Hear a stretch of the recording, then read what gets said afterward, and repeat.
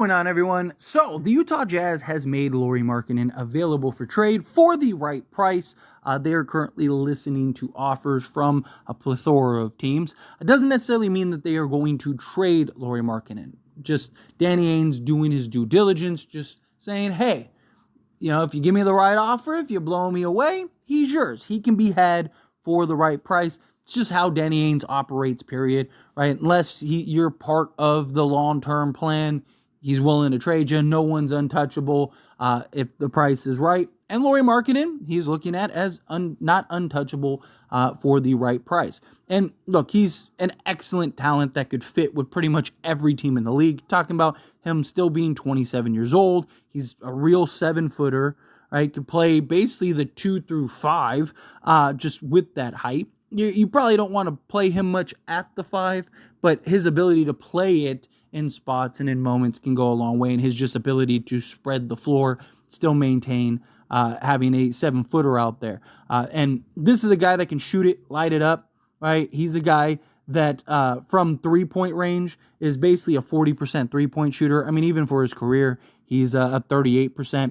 Last year, he was 39.9%, so essentially a 40% three-point shooter on 8 attempts per game, so high volume. Shot 55.9% from 2-point range on 8 attempts per game. Had an EFG of 57.8%, free throw percentage of 90%, contributed to 8 rebounds, 2 assists, 1 steal, and half a block, with 23.2 points in 33 minutes of playtime. So, again, guy that can be, he's not your first, maybe most likely not even your second best player on a contender, but as like your third best player would be absolutely fantastic. And one of the teams that are linked to Lauri Markkanen are the San Antonio Spurs.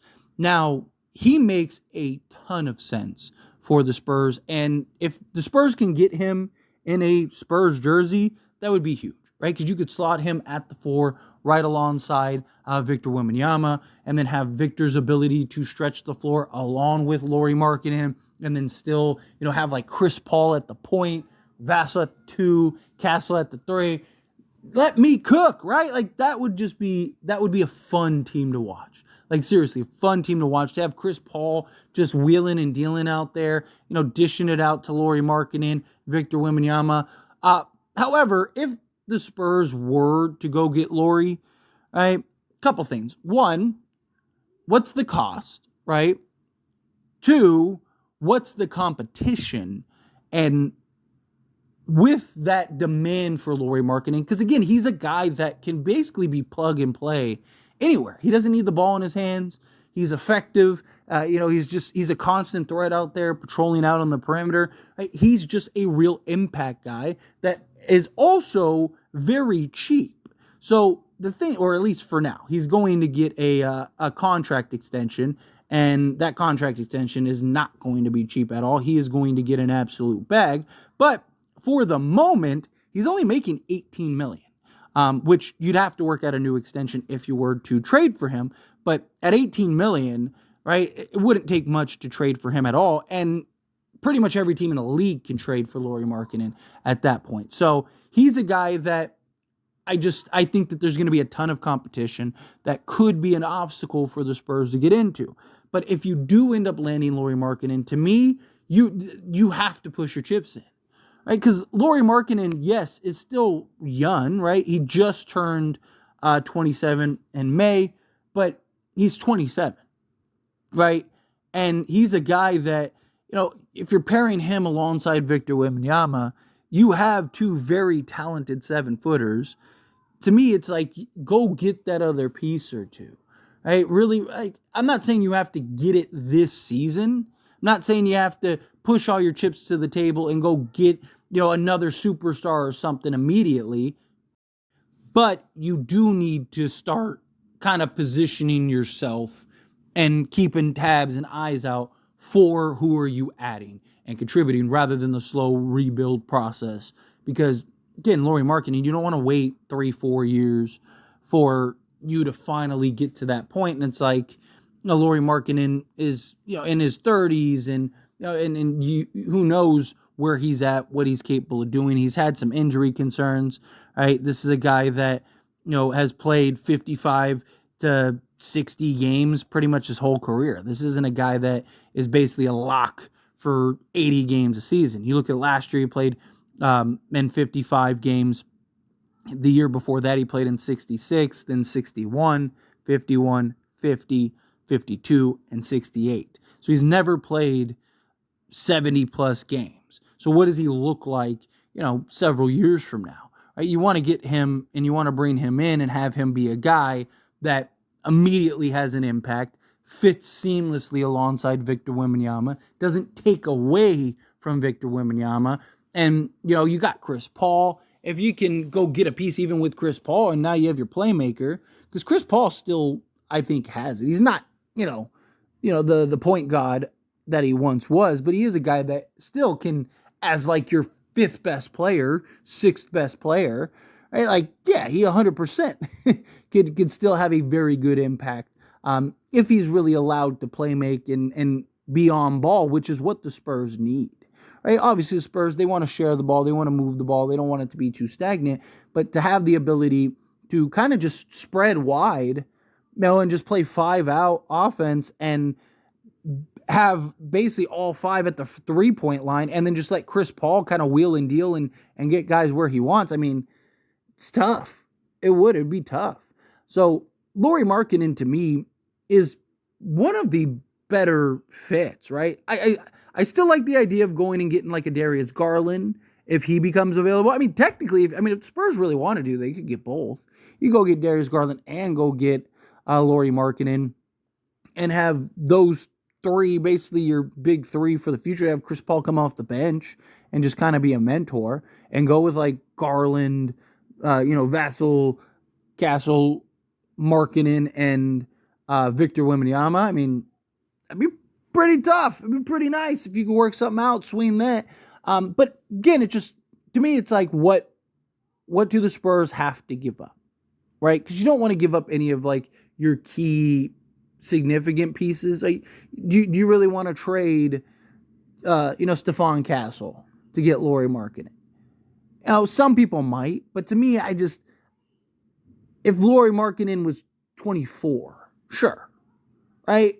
But 27, it's like, do you really want to trade a guy that you could have for the next 15, 20 years for a guy that, again, what does he look like in 3 years? It's a guy that hasn't played 70 games in a season, right? So what does that look like? Now, to be fair to Lauri Markkanen, some of those were, circumstantial, right? Like Lauri Markkanen was healthy and, Utah's tanking and they're just sitting him just for the sake of sitting him. And, other places and destinations he was at kind of did a lot of the same thing. So it's not all just like him getting hurt and missing 40 games, right?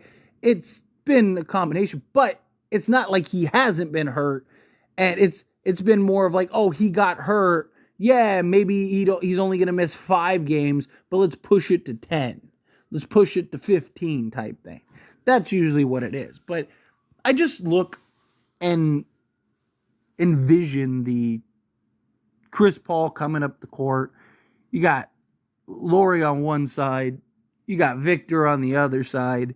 And those are your 2 7-footers, right? Like, just think of how fun that would be and how just the different looks and the mismatches that you could create with that. Like you look at a team like Minnesota, right?